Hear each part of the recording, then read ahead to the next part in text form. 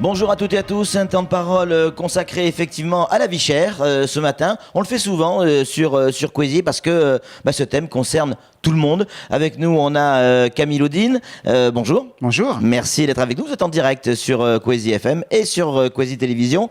Ça y est, ça a été votre tour hier, je crois. C'est passé avant-hier, de rencontrer le préfet. Certes, pas dans le cadre des négociations, mais vous avez pu rencontrer le préfet.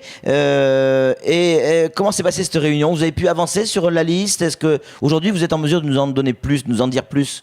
Oui, en fait, nous avons avancé parce qu'il y avait un certain nombre de discordes ou de points d'échauffement sur cette question de vie chère, et notamment sur la lecture de la loi, parce que du décret au moins. Oui. Et donc, effectivement, nous avons pu avancer. Nous mettre d'accord, ou comme vous le dites souvent, nous mettre d'accord de ne pas nous mettre d'accord justement, c'est-à-dire voir sur quel point nous n'étions pas d'accord. Et le point qui concerne tout le monde, c'est effectivement cette liste qui est appelée à la loi le bouclier qualité-prix. Donc sur cette liste, effectivement, pour nous, organisations syndicales représentant des consommateurs, nous pensons qu'effectivement, il faut que cette liste couvre tous les domaines. En fait, qu'il ne couvre pas seulement l'alimentaire. Et donc, couvre donc tous les domaines de grande consommation.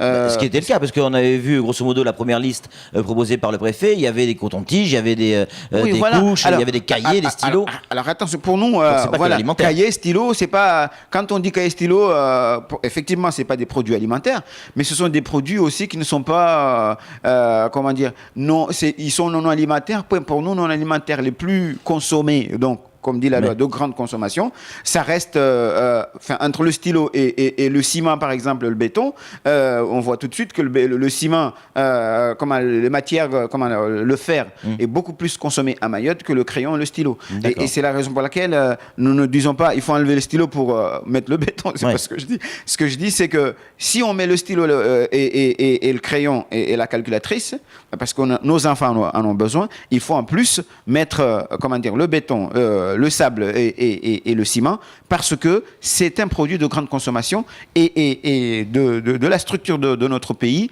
nous sommes complètement en phase de ce qui se passe à Mayotte par rapport à cette question. Et vous avez obtenu gain de cause ?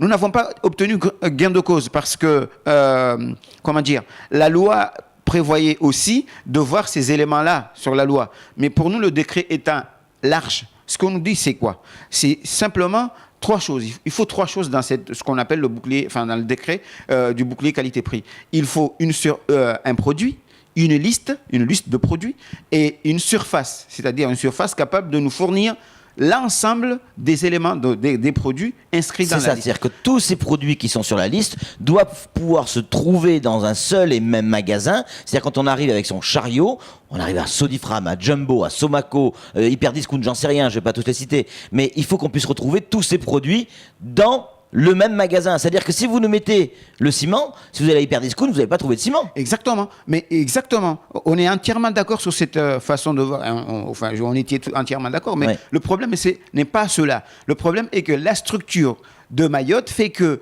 si on a le produit, si on a la liste, on a du mal à trouver la surface répondant derrière. Et c'est ça le problème. Et encore, si on poussait le bouchon un peu plus loin, c'est voir qu'effectivement, on pourrait avoir notre liste avec nos produits, mais seulement, comme les surfaces ne correspondraient pas, puisqu'on ne peut pas de toute façon trouver tous les produits dans le même magasin, et on voit déjà la grande distribution avec leur finesse de la lecture de cette loi, multiplier les surfaces, multiplier les produits, et donc, nous biaiser un peu la chose. Ouais. Voilà. Biaiser un peu, exactement, la chose, et donc faire en sorte à ce qu'il y ait les surfaces où on ne trouve pas les produits qui sont sur la liste. Et donc, c'est ça ce que nous avons souligné en rouge auprès du préfet pour dire, attention, vos services doivent être vigilants sur cet aspect-là. Parce que à Mayotte, nous savons très bien que ces grands, les 3 grands qu'on a trouvés ici, ils sont partout à Mayotte, mais avec des surfaces, des surfaces différentes. Dans les villages, les surfaces sont moindres par rapport à ce qui se passe en ville. Et nous avons un autre problème, c'est qu'on a toutes ces Mouhindi-là, c'est les Indiens, qui, sans les citer, sans être péjoratif, qui ont des petites surfaces sur lesquelles on trouve pratiquement tout. Et donc, si on a... notre équation à 3 inconnus fait que l'inconnu surface n'y est pas, pardon. Par contre, on a les produits. C'est pour ça que... C'est-à-dire, là, vous dites que dans certains magasins gérés par des Indiens, notamment, on peut trouver une bouteille d'huile à côté d'un sac de ciment. Exactement. On peut trouver... Donc ça veut dire que là, pour vous, ça vous va alors? Mais oui. Pour nous, ça nous va. Pour nous, ça correspondrait à la structure du commerce à Mayotte, et qui ferait que, effectivement, tout le monde serait concerné et tout le monde serait signataire de l'accord.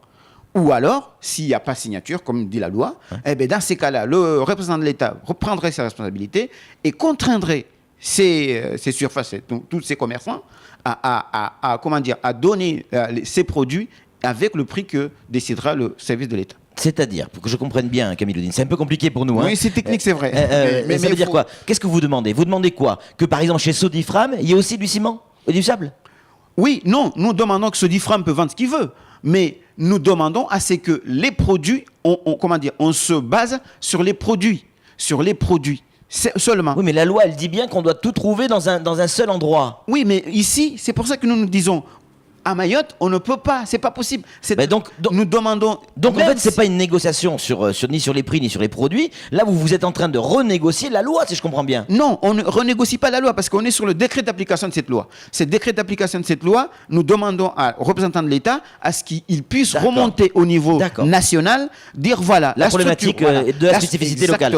Exactement. C'est-à-dire rapprocher le plus possible ce décret à ce qui est à la réalité, à la réalité mahoraise. Alors, on entend ce que vous dites. Ça va être compliqué de faire changer ce décret et faire une application spécifique pour Mayotte. Parce qu'on voit mal quand même les grandes surfaces se sentir obligées de vendre du sable, du ciment, de la ferraille à côté des bouteilles d'huile, de farine et autre chose, de stylos. Ça paraît compliqué. On ne pourra jamais les obliger à faire ça. Donc ça veut dire quoi? Qu'est-ce qui risque de se passer alors? Eh bien, nous, ce qui risque de se passer, c'est d'abord dire, parce qu'il y a une loi, il y a l'application sur le terrain de cette même loi. Oui. Et donc, voir quelles sont les difficultés d'application de cette loi. Donc, nous remontons déjà cette difficulté. Deuxièmement, nous avons dit, organisations syndicales, pour nous en sortir de la structure, au regard de la structure du commerce à Mayotte, c'est de créer des sous-groupes, de sous-boucliers qualité-prix, c'est-à-dire permettant à l'ensemble des produits d'être à un prix, et nous permettant à chaque sous-groupe à ce que le préfet puisse aller négocier avec ces gens-là. Par exemple, celui qui vend... C'est-à-dire avoir 2 chariots, par exemple. Voilà. Le chariot alimentaire chez Sodifram et le chariot BTP chez Kananga, par exemple. Autre chose, quoi. C'est ça. C'est ça. C'est remonter dans cette... Un deuxième chariot, en fait. Un deuxième chariot. Et par contre, nous assurer à ce que, puisque c'est la loi, à ce que l'ensemble de ces sous-groupes puissent faire le prix qui sera inscrit sur l'arrêté du préfet. Et donc, nous savons naturellement que c'est compliqué. Ah oui. Mais si nous ne le faisons pas comme ça, le risque, c'est de sortir l'arrêté sur les produits alimentaires, donc là où on peut les trouver, et tous ceux qui sortent de l'arrêté, appliquer les prix qu'ils veulent et sortir donc de l'arrêté. Et donc voilà. Et c'est ça en fait les difficultés que nous avons, c'est celle-là. C'est nous coller le maximum à la loi, tout en étant au maximum, une fois de plus, à la réalité du terrain. D'accord, c'est un peu plus clair, en tout cas sur ce que vous voulez. Camille Oudine, vous aviez, lors d'une conférence de presse, menacé d'une grève. Souvenez-vous, vous avez dit, si effectivement on n'est pas reçu très rapidement par le préfet, attention, au mois de mars, il pourrait se passer quelque chose. Vous avez été reçu, ça veut dire que cette menace de grève est levée ? Alors, nous n'avons pas menacé pour menacer, une fois de plus. Non, On non, ne menace pas pour montrer ses muscles, dire que nous n'a sommes pas les dit ça meilleurs, non plus. etc. Et puisque de toute façon, tout le monde, tous les acteurs sont très, comment dire, unanimes, c'est pas par... nous avons vu ce qu'a fait le mouvement de l'année dernière Oui. sur l'économie et le reste, d'ailleurs. Plus jamais ça, s'il vous plaît. Exactement. Donc, plus jamais ça. Et tout le monde le dit, et On est nous, tous les d'accord. premiers. Donc, mais en même temps, quand comment dire, ceux qui consomment, les consommateurs, quand ils arrivent au magasin, ils trouvent toujours que le Mabawa est parti de 17 euros et il arrive maintenant à pratiquement 30 euros. Et donc, les produits dans les magasins sont encore plus chers, trop chers. Et Plus donc, cher qu'avant? ouais, oui, puisqu'ils ont pratiquement, ils augmentent à chaque arrivée de bateau. Et donc, qui sont Mabawa, enfin, tous ces produits augmentent à chaque arrivée de bateau. C'est la raison pour laquelle nous disons, effectivement, il ne faut plus jamais ça, mais il faut qu'on soit plus intelligent. Et c'est la raison pour laquelle nous avons demandé très rapidement le préfet à ce qu'ils nous reçoivent, pour qu'on voie déjà sur sa liste, celle qui nous vient, comme je disais tout à l'heure, voir cette loi, Donc ça y est, vous avez son reçu. application, il nous a reçus, et nous demandons derrière, et je pense qu'il nous a bien entendu, à ce que nous puissions amender sa liste. On se donne un laps de temps d'ici à la fin de la semaine pour qu'on lui donne, nous, notre liste, enfin, une liste qui correspondrait à ce que dirait là, enfin, une sorte de compromis entre trouver tout dans un même magasin, faire en sorte à ce que mettre en place cette histoire de surface, enfin l'amender un peu, parce que, comme je disais tout à l'heure, on risque d'avoir des petites surfaces où il y a tout. Et donc, voilà, nous mettre d'accord sur ces situations-là, amender sa liste, lui déposer pour que lui, tranquillement, avec les patrons, il puisse faire son arrêté dans les meilleures Vous conditions. n'avez pas répondu clairement à la question, Camille Oudine. La menace de grève n'existe plus. La menace de grève n'existe plus. Très bien. Ça, c'est important. Voilà, la menace de grève n'existe plus, mais en même temps, nous sommes vigilants, nous regardons ce qui se passe, parce que c'est pas, enfin, comme disait mon collègue tout à l'heure, il est très facile de dire on fait grève, mais sortir d'une grève est beaucoup plus compliqué. C'est ça qui disait tout à l'heure. Exactement. Ouais, ouais. Et donc, c'est pour ça que je disais que, effectivement, nous ne nous menaçons pas pour montrer nos muscles, mais nous sommes vigilants pour que les prix baissent dans les magasins, pour que les acteurs économiques puissent se rendre compte de la difficulté qu'ont les Mahorais à consommer.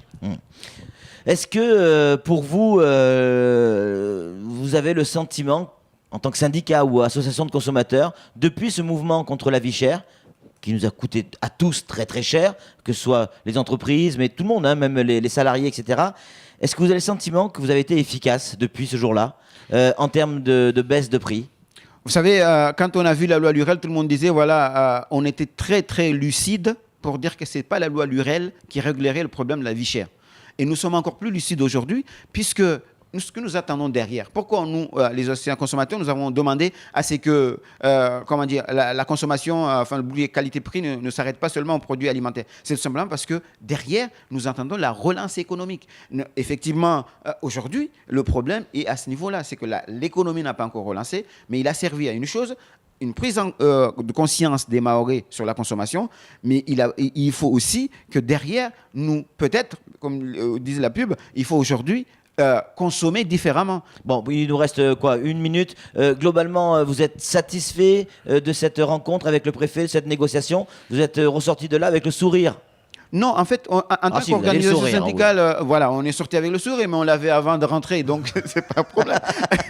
Donc, mais le problème, c'est pas ça, c'est que nous sommes dans un combat, nous savons que c'est un combat de longue haleine, Ouais. et nous serons, comme je disais tout à l'heure, vigilants pour qu'effectivement un certain nombre de choses se fassent dans les règles, Ouais. ici comme ailleurs. Et puis, faut-il le rappeler, il s'agit d'une négociation annuelle. Ça veut dire Exactement. que dans 8 mois, si je dis pas de bêtises, ça doit recommencer. Exactement, c'est la raison pour laquelle aujourd'hui, je disais tout à l'heure, si aujourd'hui la préfecture, enfin les services de l'État n'arrivent pas à trouver les solutions ou menacer tout ça, ne servent plus à rien puisque nous Dans 8 mettons, mois, on recommence. Voilà, nous remettons toutes les anomalies que nous avons vues sur la première négociation pour dire attention que ça ne marche pas tant que, de la même manière, du bon manière que nous souhaiterions, mais attention, ça et ça et ça, l'année prochaine, il ne faut pas. D'autant plus que, vous savez, on a un nouveau et donc... Merci beaucoup, Camille Oudine. C'est fini pour ce temps de parole. En tout cas, merci d'avoir parlé clairement. On y voit plus clair, tiens, sur cette histoire. Réellement. Merci beaucoup. À bientôt.